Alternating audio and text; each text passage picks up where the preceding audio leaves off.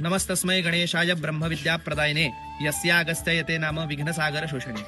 मी श्री अभिषेक शास्त्री आपल्या सर्वांचे श्री मयुरेश्वर क्षेत्र दर्शन या मालिकेमध्ये आपले सहर्ष स्वागत करत आहेत। या आपल्या क्षेत्राला श्री क्षेत्र मयुरेश्वर भूस्वानंद क्षेत्र मयुरेश्वर असं म्हणलं गेलेलं आहे। ज्याप्रमाणे शिव हे कैलासात वास करतात, विष्णू हे वैकुंठात वास करतात, त्याचप्रमाणे श्री मयुरेश्वर हे आपल्या सर्व परिवारासह या स्वानंद लोकांमध्ये वास करतात आणि हाच स्वानंद लोक आपल्या पुराणांमध्ये श्री क्षेत्र मयुरेश्वर मोरगाव या ठिकाणी आहे म्हणून सांगितलं गेलेलं आहे।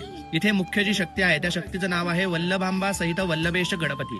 या शक्तीपासून पंचदेव निर्माण होतात, ब्रह्मा विष्णू महेश सूर्य आणि शक्ती, आणि त्यांना या ब्रह्मांडात स्थान मिळावे म्हणून ते उपासना करतात यस्मै कस्मै नमो नमः। आणि त्यावेळेस ज्यांची उपासना फलसिद्धी होते त्यांना त्या ब्रह्मांडात स्थान मिळेल त्यावेळेस त्यांनी या ठिकाणी पृथ्वीवरील सर्वात पहिलं मूर्ती स्थापित मंदिर हे आपल्या मयुरेश्वराचं निर्माण केले गेलं आहे।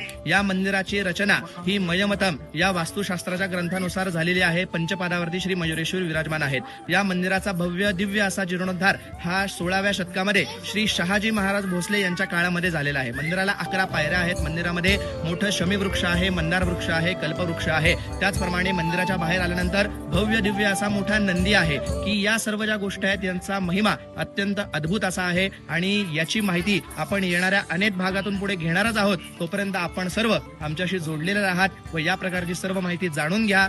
जय गजानन मोरया।